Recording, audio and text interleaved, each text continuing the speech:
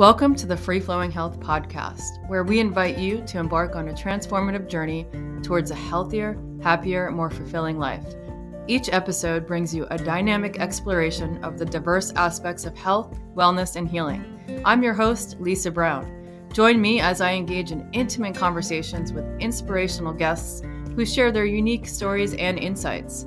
These conversations will take you beyond conventional thinking, encouraging you to break free from the constraints of a one-size-fits-all healing approach. Our mission is to empower you with the knowledge, tools, and motivation needed to inspire real change. Are you ready? Let's dive in. Hello, and welcome back to the Free Flowing Health Podcast. Nicholas Amritnam Weir, aka Amritnam, is my special guest today, and we're already living in this sense of joy, having great conversation behind the scenes. You can hear the laughter and the conversation beginning to ensue. Nicholas and I met about a decade ago at this point at a yoga event in New York City through a mutual friend of ours, Tammy Butler. If you're listening to this, big shout out to Mama T. We love you. At that time, we were both there for a white tantric event. That's what it was called.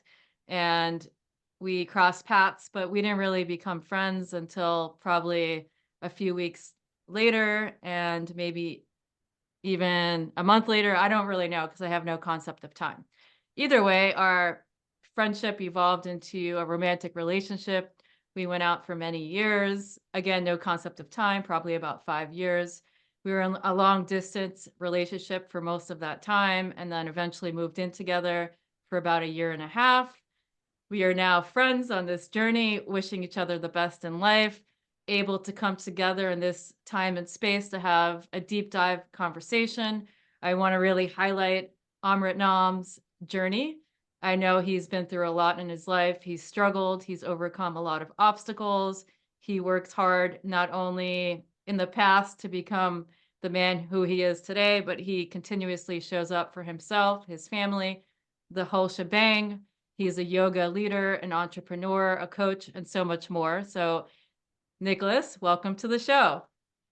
Lisa Brown, thank you so much. I'm so grateful to be here, and hearing you with that introduction just brought back memories, of holy cow, where I've come from, how you've been there for me on my journey, and how it continues to grow. And like Yeah. you and I spoke the other day a bit about how partners can split up and it can be ugly, and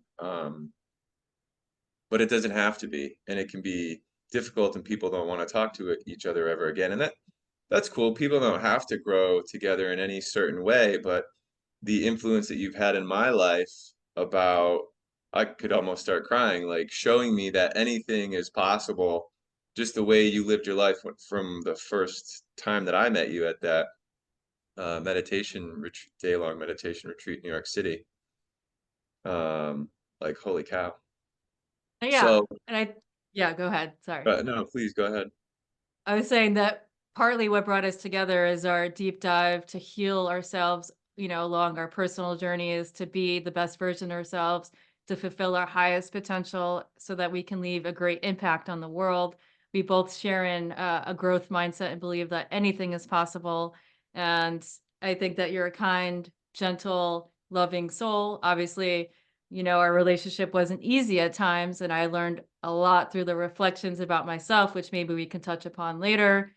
And yeah, I just want to show that it is possible for relationships, friendships, acquaintanceships to evolve into the next stage, and that can look different for everyone. So, as long as we perceive things to be a certain way, they will be that way. So I encourage everybody to listen with an open heart, open mind, knowing that healing is possible, friendships are possible, romantic relationships are possible, and then the evolution of those friendships and relationships into something different.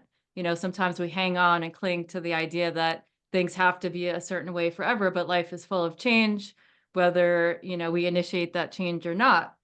So I touched on some of the things you're doing now. We can dive a little deeper later and talk about the programs that you're developing and all that. But I would love to start off just for you to tell the Mm. audience, the listeners, a little bit about your journey, whatever you're comfortable with, and paint the picture of the challenges and the obstacles that you have faced from young adulthood, childhood, whatever, wherever it is you'd like to start. And yeah, I'd just love to to share a little bit about your story. Yeah, sure. Maybe I didn't go ask too much about that, but maybe 10, 15 minutes or so on just my background. Yeah. Yeah, I think about it in the way that always kind of feeling awkward and shy and quiet and weird and inadequate and everything growing up from an early age.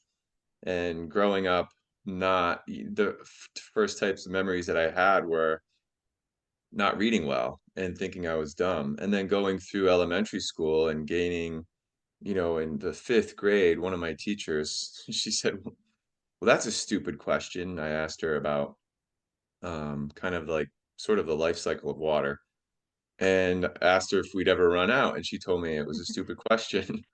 So, kind of those ideas were implanted into my head, and being a very sensitive person, I took them to heart. And I'd always been very sensitive, but I didn't know how I was different than any one person or another. Um, and so my point in saying that is not knowing about too much about what my strengths were. Like, I thought I was dumb, I thought I was stupid. I just knew I was pretty sensitive, but didn't realize that everybody was not sensitive. And the gifts that I had early on growing up were athleticism and getting into sports. And then in high school, when I started separating my shoulders and having things happen that way physically and physical injuries, it was pretty detrimental to my sense of well-being, just thinking that, God, like I have nothing in this. Like I started thinking, like, why am I even here? Um, and so I was just felt pretty lost, as I guess most people do, and got into my first year of college was not something exactly where I wanted to be. It was at the Mass Maritime Academy in Cape Cod, Massachusetts. It was like a military school, How did you and end up there? Can you just tell us how you ended up there at the military school? I ended up there because basically my guidance counselor was like, "Hey, maybe you want to check this out." And so I did, and most of my family was in the Navy or at least had been in the Navy at one time. So I thought, okay, I wasn't listening to really what called to me. I guess there's more behind that, but I just had some messages throughout my life that I couldn't make my own decisions. The sort of internal guidance system that I had was not accurate, that I should listen to society and try to fit in as best I could. And so when he brought that up, I was like, yeah, I have to do that. So I got into that and I was just miserable. I remember sleeping for 2 to 5 hours a night for 9 months straight. And I started to get really stressed and losing sleep, stress and anxiety increasing. Um, and, if there's more details that are helpful for that, but like the short of it is that I ended up leaving that school after my freshman year, um, graduating the next year from a community college just to have some sort of degree or some sort of something that I felt like I accomplished. And I drove out to California um, to go to school out there. But when I got out of the military school the first year, I started taking antidepressants, and I was anxious, like I said, and uh, stressed. And so I was taking those. And when I drove out to California by myself, some of those things can push people into a manic episode. So I ended up in Monterey, California in I think 2000, 2001, and they diagnosed me as bipolar because I was just off my rocker. Um, so in a pretty early stage of life, like the shit hit the fan, and I doubted my value. I doubted a lot of things. And there I was. And it was hard. Um, and that's kind of the basic nuts and bolts of my beginnings, like doubting my value, wondering, like lacking faith in anything, and just thinking quite honestly that I was worthless. Um, And but this happens often in childhood when we're young and impressionable, especially as young, open, empathic, sensitive children. More often than not, we're just absorbing other people's belief systems, their words, what they say is true for us, about us, and then it begins to inform our everyday decisions. It lives within us all the way up until adulthood, until we begin to do the work to discover these false beliefs and these identities that we've attached to. And I'm sure that that's not unique just to you, that this happens to all of us. And there's varying levels of dysfunction or experiences that can really influence us. Before you continue, I would just love if you can talk a little bit about what bipolar is, what that meant to you and your family when you received that diagnosis, and what that was like, and what it is like still even today, like as far as, maintaining or episodes or whatever you'd like to share. So maybe somebody out there might be struggling with a new diagnosis, or obviously everybody go to the doctor if you think you're struggling with some sort of, diagnosable mental illness. But I don't even like that word illness, right? So just whatever you'd like to share for anybody listening, or to help them understand what it's like living with such a diagnosis. yeah, early on it was catastrophic, detrimental, like life was upside down. But yeah, I want to paint a picture. I guess this interview, this talk between us right now is about painting a picture of those beginnings, which were really rough. I hope I painted a picture that was rough enough to get people to understand that I went through basically hell. And to know that I kept moving, I kept going, I kept believing that there was value enough in life to keep going forward.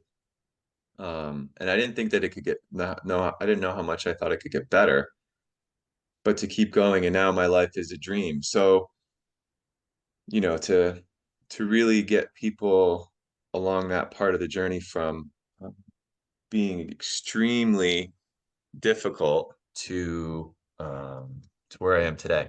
So, but I just noticed I might have to, maybe I could pause the video or something, not pause it, but turn my camera off. I need to plug my computer in so it stays Sure, keep power. go for it. So while Nicholas does that, I don't know if this is even editable. This is like a new journey, and this just shows you that sometimes life throws things on your path, and you just kind of got to be in Luck, the moment and adapt. luckily it's quick. So yeah, going from my journey of where I was to where I am today, where I think it's important to think about why I kept going. Um, this is a lot, Lisa. Holy moly. I mean, you think about wanting it to be real, like it's like overwhelming for me to think about this, to talk with you about it, just to be real right now, like thinking about how much you've helped me on my journey. Um, but let's see, what was like, where should I start? I guess What just giving, just talking a little bit about the experience of the bipolar and what that looks like from day to Yeah. day, and like what your experience was when you received that diagnosis. Yeah, that's scary. Now I'm involved with different friends and groups and people, and I think of I'm just like a highly sensitive person.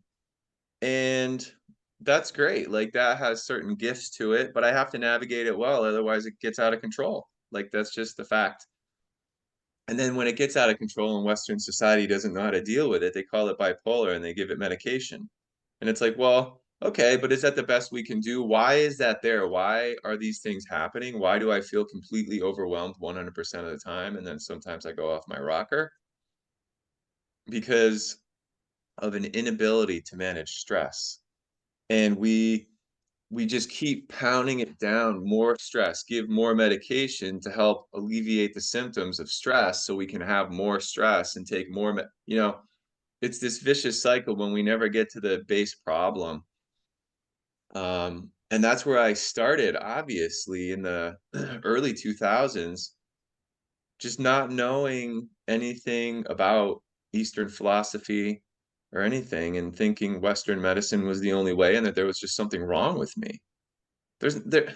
Yeah, there was something wrong with me, but it could get better. There wasn't something inherently wrong with me that was bad. I just needed to deal with some stuff.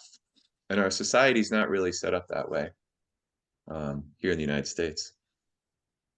So would you So say your experience then led you to exploring other modalities outside of the realm of medicine and whatever the doctors told you, just like whatever the teachers told you, and they kind of, imprint this truth onto you. So like, was that an opportunity for you then to eventually, after, obviously medicating and dealing with these strong, intense, yeah, reality and so forth and so on? I think that the first thing I wanted to say on that before it got away from me was Hmm. my mother just noticed early on. She's like, when you get stressed, you're worse. Things get worse and then they snowball. It's like this, they catapult into this bad place. So she just had this intuitive sense right away that we're going to optimize your system as much as possible in order to alleviate that stress. And then when we do that, we'll see how much, you know, medication you actually need to stay okay, pharmaceutical medication. And I was like, okay, and actually, I was quite resistant to it. I didn't want to eat differently. I didn't want to calm down, and take care. I didn't want to take care of myself, but um, that's the road I went down because she was like my lifeline. I had at almost nothing else at that point. I felt like I had nothing else, and she was just so determined as a single mother. She's like a superhero to me. I could talk about her for a long time. Um, but so we went down that path of optimizing my system.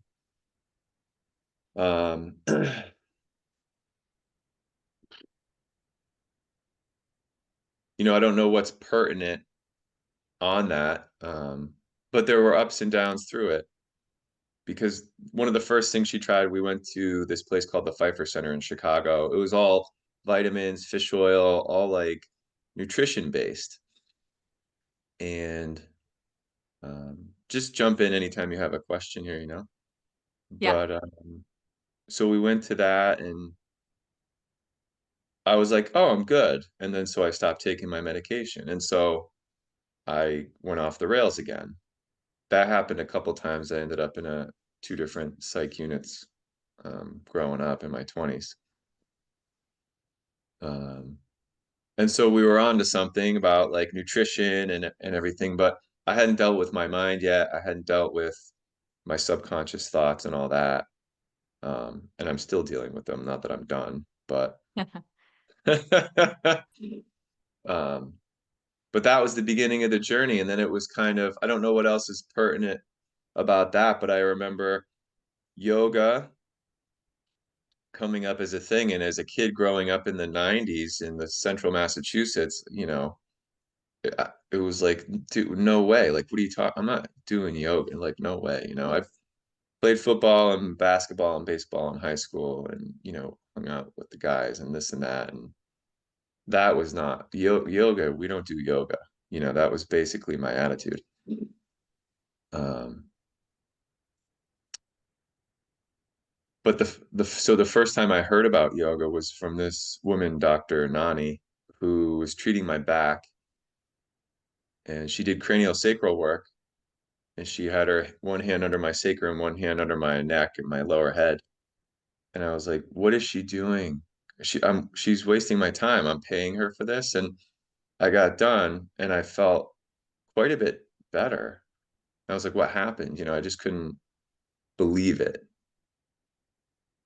And I was like, what can I do to help myself? What can I do to get better? I can't come see you all the time. You're far away. And she's like, you're gonna have to do a lot of yoga. And I was like, no, no, no. There's got to be another way. So that was my beginning into. That's the first time I ever heard that. And then it was so after she planted that seed, it was stuck in my head. And then my yoga journey goes on, trying a little bit at a time, here and there, always doing a little bit more until I meet you in 2016 at a meditation. Was it 15? Was it 15 or 16?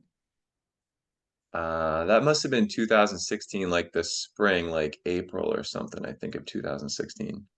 Okay, cool. Yeah. Um, and that meditation was at the end of the training I did with Guru Dharam and Sirisat. And he opened my world. So just embracing it a little bit more as I go.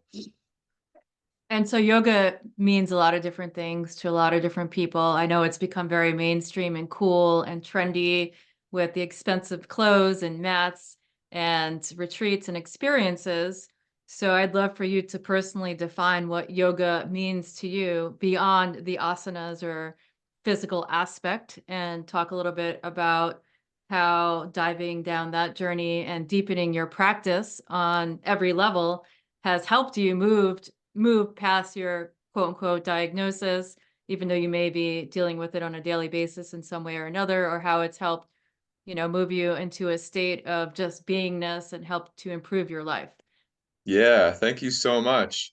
I have to start by saying a little bit about the incremental pieces of getting from Dr. Nani saying I need to do yoga and thinking she's a crackpot to to doing a Kundalini event and a day-long meditation that we met at, wearing all white, and it just seems completely weird.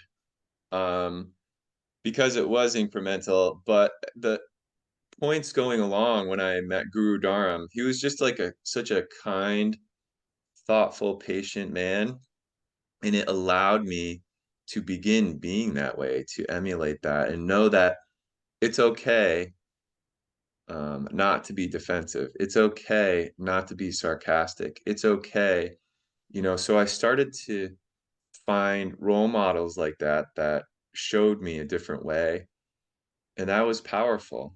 But even getting to that Kundalini event was tricky because, like you said, yoga's quite a bit more trendy and it's largely about physical movement. But for me to get to realize there was more than that, I was resistant. Oh, Har Premjeet was huge. She got me into that. By the way, she's changed her name back to Tegan. She's changing her name to Tegan. She's come full circle, but I always thought yoga was just physical movement. The breathing, the meditation, what the hell is that going to do? That's just a joke. It's nothing. Sort of shame on me almost. Um, and she was huge when she came up to upstate New York here. She was putting on that yoga retreat that she had in 2015, telling me to come and wanting me to go. And I'm like, no. And I kept bumping into her in town. I was like, no, I don't want to go. And finally, she kept bugging me about it. I was like, fine, if you just leave me alone, I'll go. Just leave me alone. And my resistance was that it was weird, and all that. But I finally got into it, and in short, it changed my life. Guru Dharam's training and everything.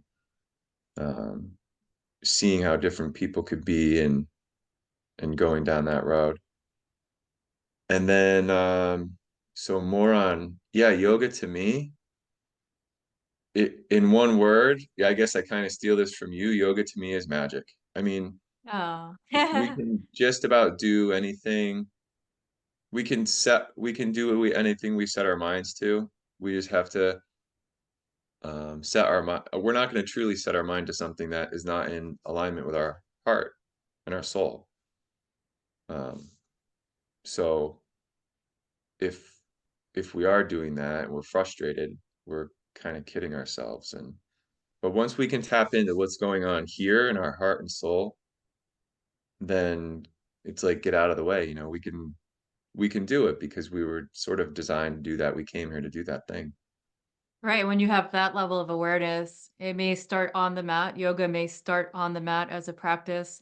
But once you reach that level of awareness, then we take that practice of yoga off of the mat and that greater awareness in our interactions with people, assessing our mindset, redefining, restructuring consistently, and making better choices for us, for the people around us, and for the planet.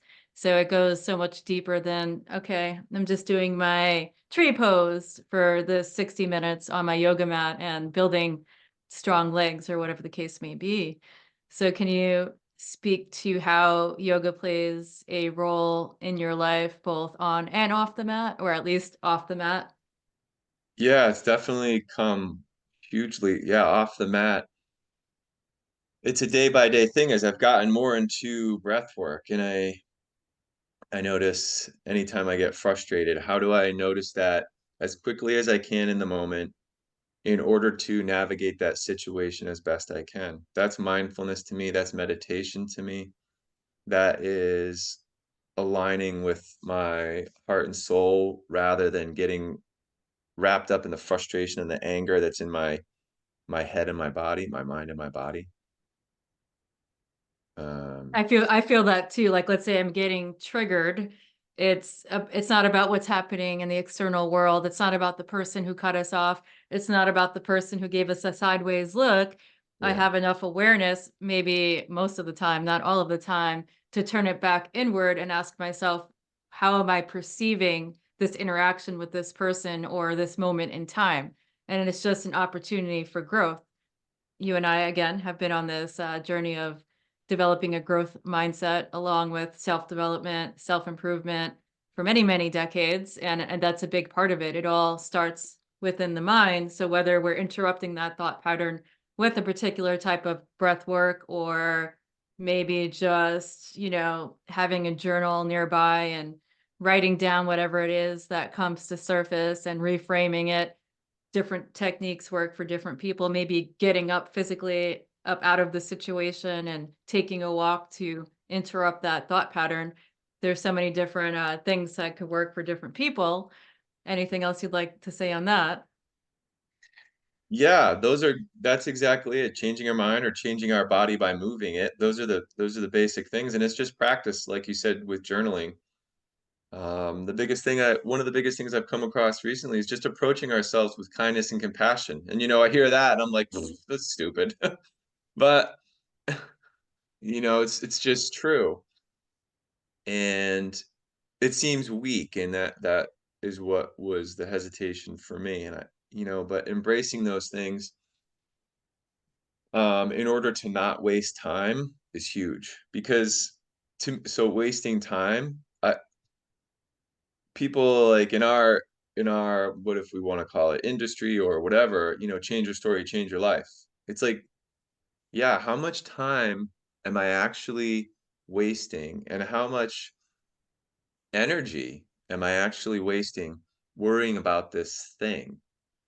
Um, and it's so immense. And I want to have the language to put that into how that comes, you know, quite honestly, bipolar. Like honestly, at this point, and I do not recommend this. Like I've been on this journey for a long time. Got to talk with your doctor. Like all these things, but I don't take medication now, and I haven't for 2 years. And people are like, well, that's pretty risky. Well, yeah, so is taking these medications that have long-term side effects on cognitive function and all this stuff. It's like, is that worth it? No, I want to live my life, man. I want to live a good life, and I believe in my heart and soul it's 100% possible. Um, but with that said, it takes a bit. It took me 20 years to get to a place where I could recognize my thoughts enough in the moment and put myself in a life situation that allows me to live well. You know what I mean? I wish I could kind of illustrate in a way how detrimental stress is, because I just feel, I don't know what I would think if I look back and people are like, hey, if you just learn how to navigate stress, you'll be better. If you just change your diet, because nobody believes that, you know what I mean? People don't often want to hear that, so they dismiss it. Right. Part of But the journey of healing is focusing on mind, body, spirit. It's not just popping pills. And there is a strong component when it comes to nutrition, when it comes to, we already discussed mindset, when it comes to even, physical exercise and the release of endorphins, when it comes to gut health. And I know that lots of the medication that you've taken in the past probably had some effect on gut health, which we know is related to mental health. Specifically with the microbiome and the production of neurotransmitters such as serotonin and so 100, forth and so on. And I know that we all have to find what works for us, but I know that one thing that has worked for you, and you've kind of recruited a lot of people to join you in, is the whole hydrotherapy, cold water therapy, cold plunging, whatever you want to call it. It was made popular by Wim Hof. He has his own story of his wife committing suicide and leaving him with kids to raise and being on the brink of ending his life, and then finding the therapy and the healing in this, not only a particular type of breath work, but immersing himself in cold water, which seems to some crazy. But when we were together, living together in a relationship, I know that you had a group of friends that joined you, I joined you, and today you still do it. I see your videos all the time.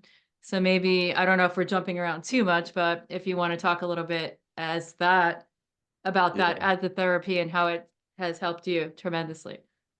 Yeah, I think to right, tie this up in about an hour. We're going for like an hour, right? Whatever. Um, yeah, to tie that into stress and the two practices I use today, which are challenging, the cold water, and two, scary as hell, the jujitsu, because of separating my hip as a kid, bilateral shoulder surgery, multiple herniated discs. It's like, what the hell are you doing? You really need to be putting yourself out there, rolling around on the mat with guys who are trying to pin you down and make you submit. It's like, that's not about a physical thing to me at all. That's about my state, taking care of myself, making choices within my own mind that if my, you know, if my partner doesn't like it, hey, I need to go a little slower, I'm doing this right now. And if he doesn't like it, then cool, we'll get another partner. That's hard. That's hard to do, to stand up for myself thinking I'm gonna look weak or soft. Um, but martial arts is not about beating somebody up, it's about taking care of myself so that I know I can take care of myself if something should happen. Um, so the mental aspect of that is huge, and that's what I do with cold water as well, the mental aspect. And Liz goes with me now, and we have another group of friends that does it. And when I get anxious and when I get frustrated, it's harder to stay in the water longer because those things are changing my physiology and I want to get out. They're making me anxious, and then I get colder faster when that happens. So I use those two things as tools to really pay attention to my breath and really pay attention to my mental state, the thoughts in my head. Um, So they're essentially a form of yoga. They're a practice. That's all that yoga is on the mat, off the mat. And then I would consider your engagement in Brazilian Jiu Jitsu and the higher awareness and setting boundaries and the act of communicating consciously and tapping deep within to be able to stay into the cold water and allowing those changes to happen is just a prime example of practicing yoga off of the mat. yeah, that's my I call like where the rubber meets the road program, because I can meditate and feel good and do breath work on my own at home and by myself feel okay, but then at some point I have to be involved in the greater society.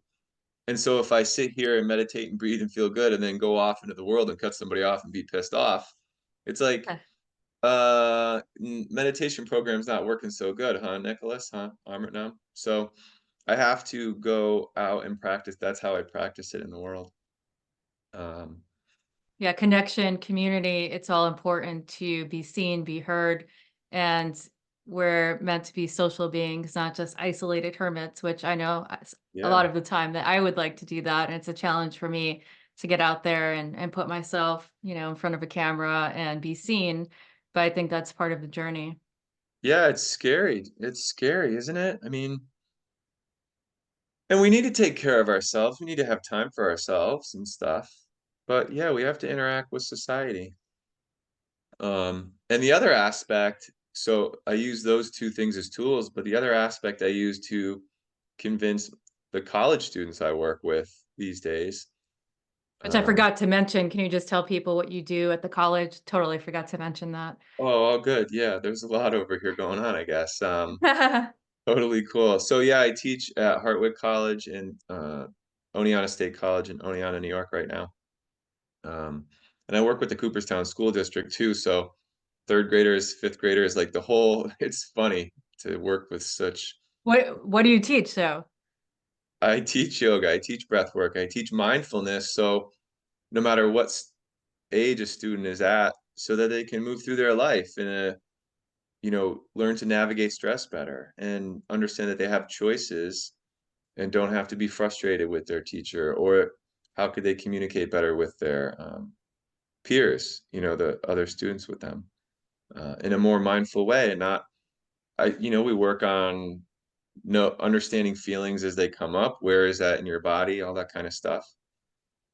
Where was Um, that when we were growing up, Nicholas? Like, I feel like these kids are blessed beyond measure, and they have no idea the gift and what it is that you're bringing to light, and how this is gonna be so useful in their day-to-day interactions with people, and it's such an essential life skill. So, yeah, thank you for, like, bringing this to the schools, and I'm sure it also influences the teachers and the staff members as well. yeah, thank you so much, Lisa. Yeah, it's hard work. I appreciate hearing that because yeah, when I was at Bassett Medical Center in the finance department and thinking about leaving my job to teach yoga, people are like, "Whoa, whoa, homeboy, what are you doing? You're not going to be able to make a living doing that."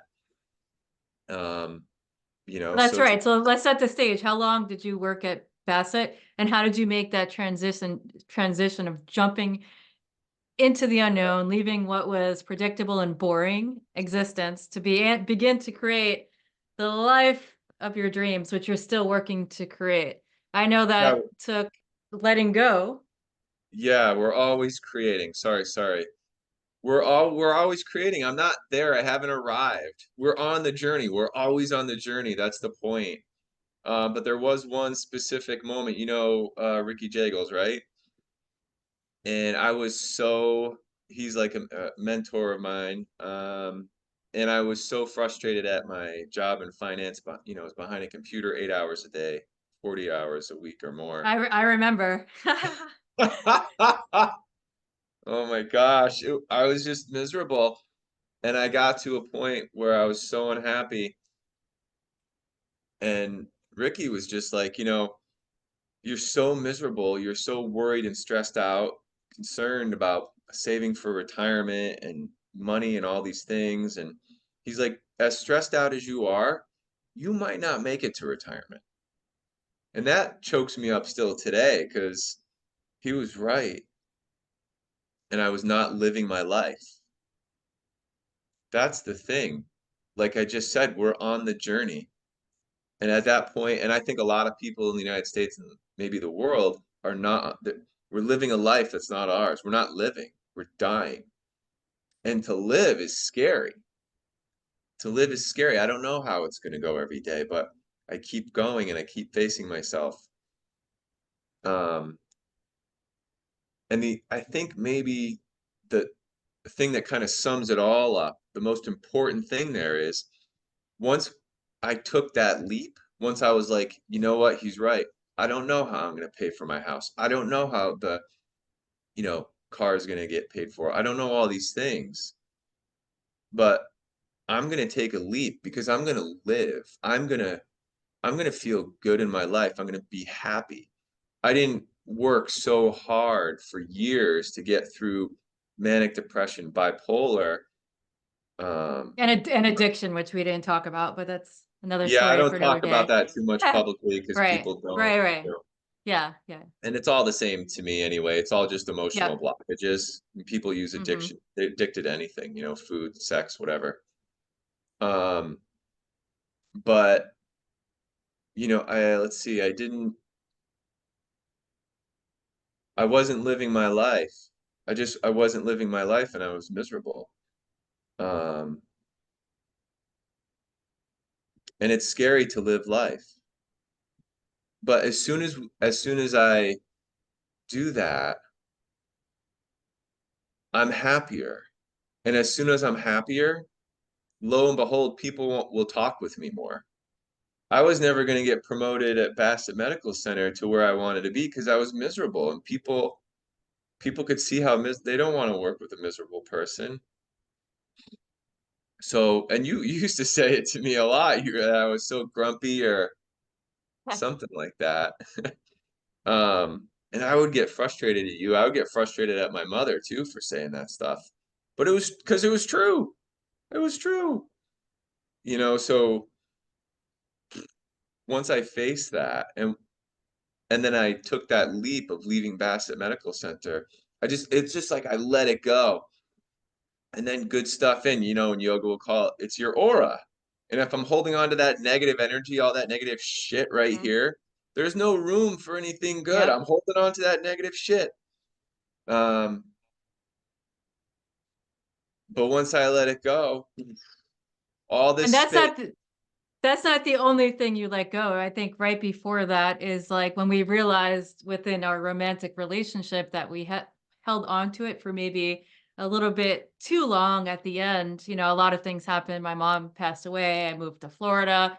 We were still, trying to make it work and so forth and so on. But just on that theme of letting go, sometimes we hang on to things because it feels familiar, it feels safe. But really, it's like we're sometimes blocking ourselves from what's waiting on the other side. So just as an example, I know that we're in this relationship and that a part of your desire in life was to create a family and have a child, where my mission in life is to do things other than that. And, we had discussed my not wanting a child and how that would never happen. And also, it just got to the point where maybe there was a little toxicity. I had issues with communicating my needs and I would shut down. And there's so much that we can talk about, right? We can go on for hours, how we both can see the reflections and there was things to work on. But sometimes, and it's not good or bad, relationships get to the point where they're just stale and stagnant and people hang on for too long thinking that they're doing themselves a service when in reality they're blocking their own path to what's waiting on the other side. So before you let go of your corporate job, and you were there for like over a decade, I want to say, um, when we finally made that decision to say, hey, it's time to call it quits, and we didn't do it in a way that was like screaming at each other, there wasn't resentment or anger. We had moments, little moments throughout our relationship of fighting like any other couple would, but I feel like you were able to open yourself up to a whole new life. So not just career wise, but also in your love relationship. And I want nothing but the best for you, and it lights me up and creates so much joy to see you happy, to see the wonderful woman that you have attracted into your life. You had a child of your own, which I know was always on your heart and your mind. So you have a little baby right now and a toddler. So if you want to just speak to that, how, what's waiting on the other side, just like, when you're able to really just let go and hop on into the unknown and embrace uncertainty and face the fear and do it anyway. Yeah, thank you, Lisa. Holy cow. Yeah, you and I could talk for a long time. I know we're But like all over the place. Maybe our next no, conversation down the line will be more structured, but hey. no, I think it's good. I think we can wrap it all in together. Like, I'm thinking it was a process. It's all like jumping into the unknown you mentioned and living, fully just being alive. And I got more alive as I went, thinking yoga was just a physical practice to finally embracing breath work and meditation, meeting you, getting into the different practices with people, um, like cold water therapy, which I had been doing for a bit on my own. But when so my point is just it's all a process, it's all ongoing, and I'd grown and changed so much before meeting you and while with you, especially while with you, but I was still scared, you know? I was still like, "Whoa, I've learned so much with Lisa, and my life is challenging." We definitely had our challenges, but I've seen things that I've never seen before. My life has never been better. I feel like open to possibility, and, I was afraid of losing that because you represented you you were leaving your job and you were doing more to promote free flowing health. So you were like this beacon in entrepreneur in the beginning stages of how to do that. And I thought that would work really well together with both of us doing it, but we just kept butting heads. And that's okay. But and then actually I guess when I finally let go of that, then I was able to become the entrepreneur on my own. That's when I left Bassett Medical Center. Um, I remember you and we went to Honest Weight Food Co-op in Albany, and we would teach cooking classes, and it was great. There was so much greatness, and I was afraid to lose that because I thought I couldn't do it on my own. Like I wouldn't have done that. You did that. Like I was there, I was helping, I did stuff, and it was kind of both of us. But Yeah. you were the pioneer. So I was afraid of that. But I don't know I haven't thought too much about the relationship between like us like breaking up and then a couple months later I leave Bassett Medical Center. But that's how it happened. And then so that was the beginning of it for me. You showing me letting go of having to hold on to that energy, knowing that I could do some stuff on my own. And then I left Bassett Medical Center, and it's almost like the rest is history because now I'm so much more living in the moment. It's not 100% of the time. Nobody's ever like that, I don't think. Yeah, Unless and you're still doing the work. You've hired your coaches, you're still learning, you're creating your own courses, you're, in the process of developing different things. It's a daily practice of or how often you do the cold plunge and the breath work and the meditation and the mindfulness and all of that. Yeah. yeah, and I have to say on that note, I don't know, like I say yoga's magic and I talk about the science of it to prove it all. And I talked about the aura, like as soon as we let that shit go, as soon as I let Bassett Medical Center go, the desk job, all that stuff, other things started coming to my life. And a week after I left Bassett Medical Center, my mother was actually helping me paint my house. Um, I was getting it ready to rent it, right? I'm like, how am I going to pay the mortgage? I'm keeping this place. How am I going to keep it? Well, I'm going to rent it out. Where am I going to live? I don't know yet, but we'll figure that out as I go. First, I got to get money for this place to stay and, afloat. So I was doing that, and I would go down to the coffee shop in Cooperstown, and I bump into Liz, and I knew Liz through a mutual friend, and we Which is talked. your current partner, just so Yeah, people know. Yeah, Liz. my current partner, and now we have a 6-month-old baby, 2.5, 3 years later.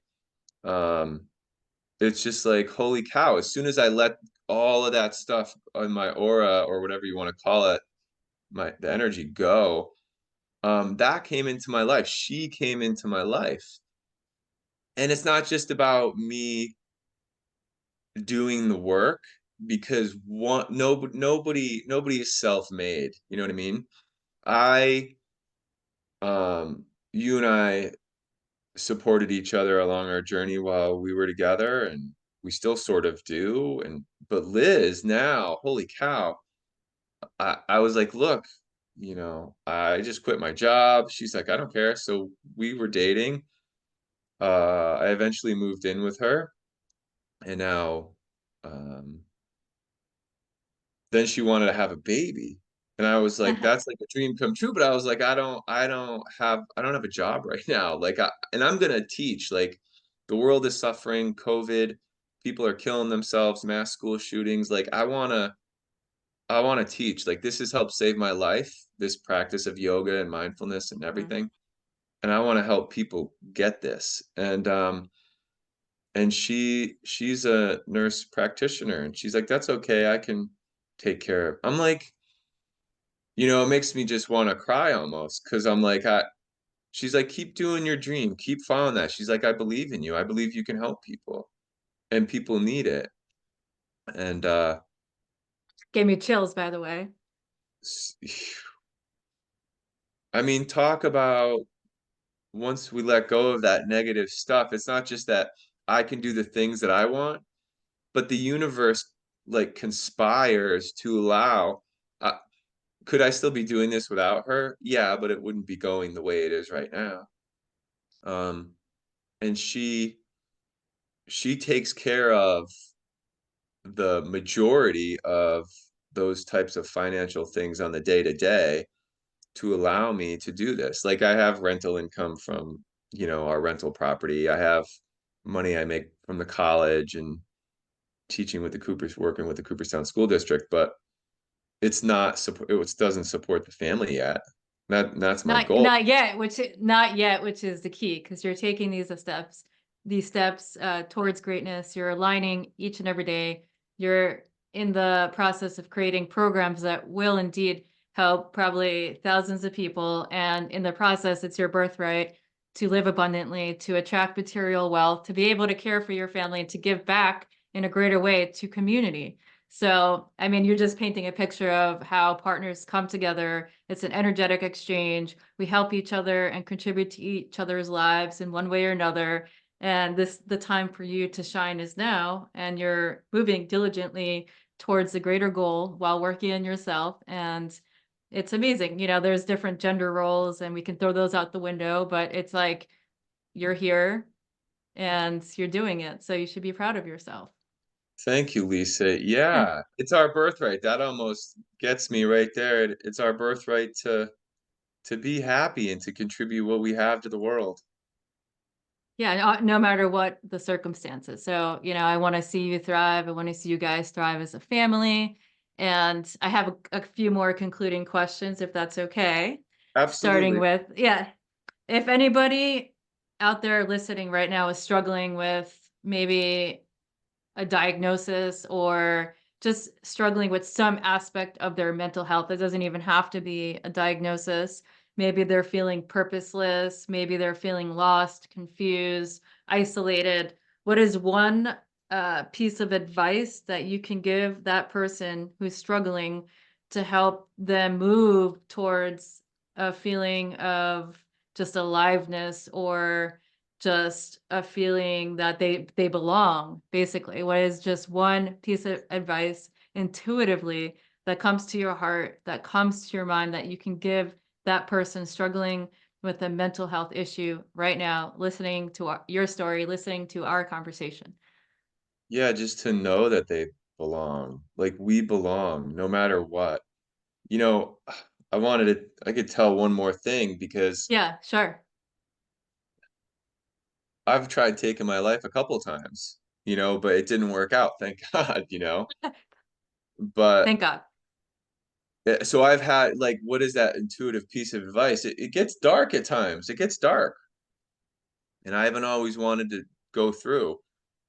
But one thing that comes through that stuck with me, since there was an interview with this award show in the 90s called the ESPYs on ESPN, and this guy Dickie V was dying of cancer, and he was speaking, and he said, "Don't give up, don't ever give up."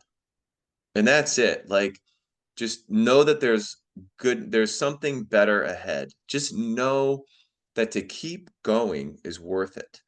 Like, 100%. Even if I feel so horrible. I'm worthless. It's dark. My body hurts. Everything aches. Um, there is a reason, and we don't know it all the time, maybe not often, but there is a reason to keep going. And I think that you could agree with that too. And, you know, despite saying that, I have to say that, it was in 2019, I tried drowning myself. So it was really dark for me. And I went down to the river by my house and I held my head under the water and I was just going to stay there. And a voice came into my head. And whew, a voice came into my head and it wasn't my normal voice because it was optimistic, it was positive. Um, and it basically said, Amritnam, get your ass out of the water. There's still more work for you to do. And I was like, what is going on? It was it was profound.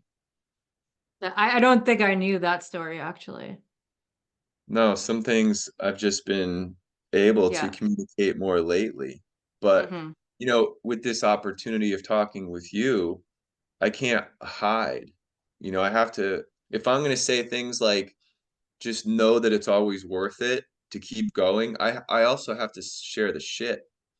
Yeah, the And darkness, right? Like without darkness, there cannot be light. I know it sounds cliche, and I think it's important for people like you, myself, anybody who has struggled and had to, reach down into the depths of their soul to prevent themselves from taking themselves out, to use your words, and to show people that we all feel down at times, that we're all clouded by darkness at times, that we all struggle, that life isn't all rainbows and unicorns and gumdrops and sunshine. And I honor you for being able to share your deepest, darkest moments to really inspire people and show them that there is a higher purpose, and to maybe inspire them to tap into their deeper knowingness that I am alive for a reason. I am here. I am worthy. Let me continue. Keep going, keep going, keep going, keep going. Even if that's the only thing they hear you say, and they say it to themselves over and over and over, and write it down on a piece of paper 1,000 times to, drag themselves out of this dark hole, then, so be it. yeah, at the end of that experience, I have to say that the universe, God, whatever you want to call it, said to get out of the water, pick my head up out of the water and keep going. I still had work to do in this life. I talked back to it. I didn't just come out of the water. And I said, okay, I believe you, but I feel so alone right now and so tired and overwhelmed and hopeless. I'm going to get up right now, but you need to stick with me every day for the rest of my life. And if I ever feel like that you've left me, universe, creator, whatever you want to call it, I'm coming back down here and I'm not coming back up. So it was like, okay, whatever that sort of divine intervention was real, but I'm not screwing around here.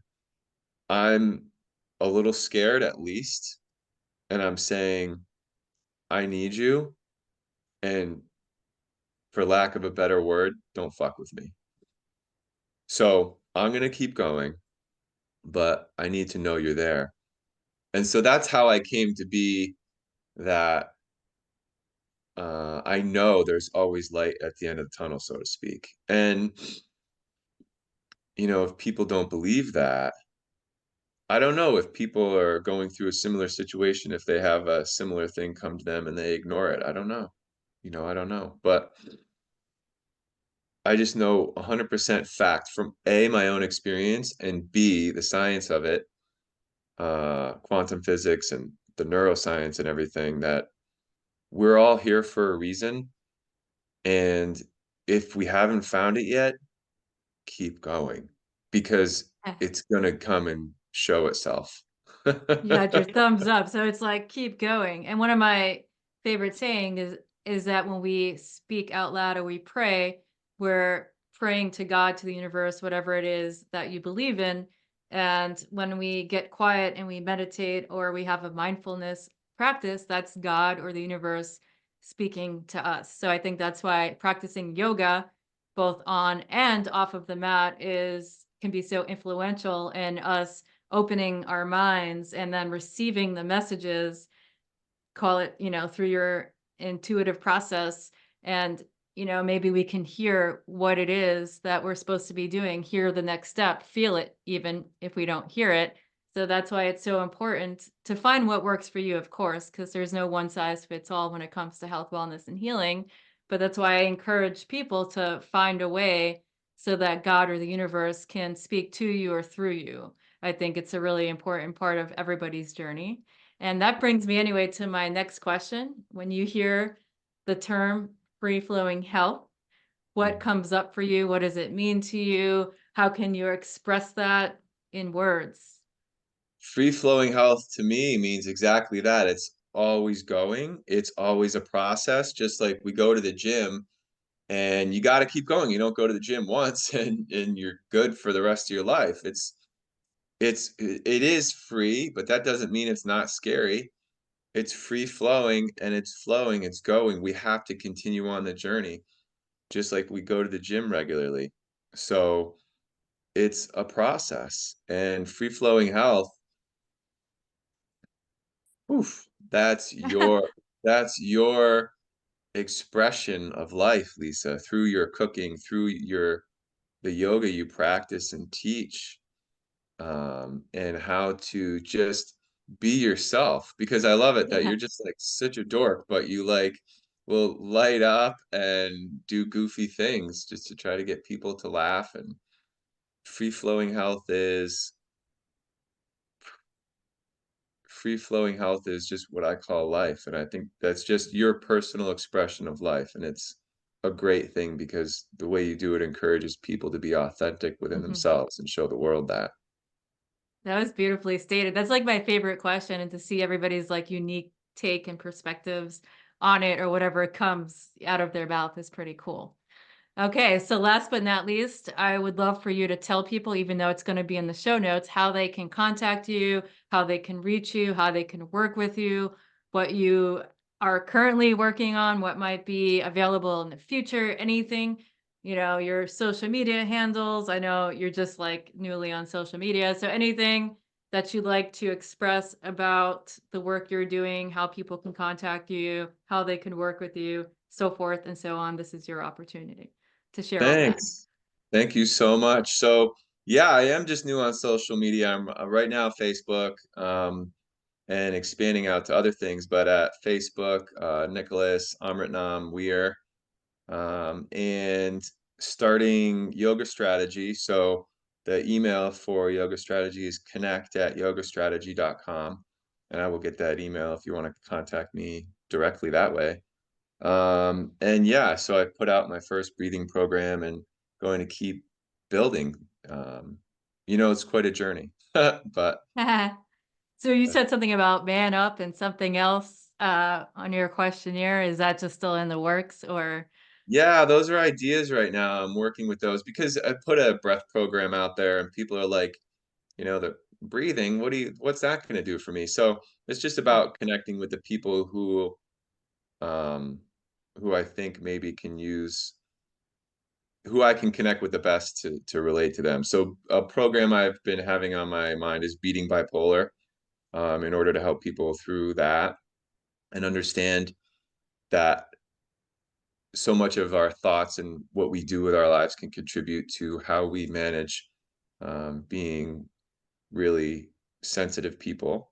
And then Man Up was an idea for a program that I haven't built yet, but there's a lot of programs out there like the Conscious Man and Mindful Man, and I just think like guys don't dive into those types of things. So with that name, those types of names, so I am thinking about a name for a program that, allows guys to be a bit more conscious and thoughtful, and and you know focused, but just a name that might be a little bit more appealing to guys. So Man Up was the name I came with, but that's not out. I That's love. not close, but something like that.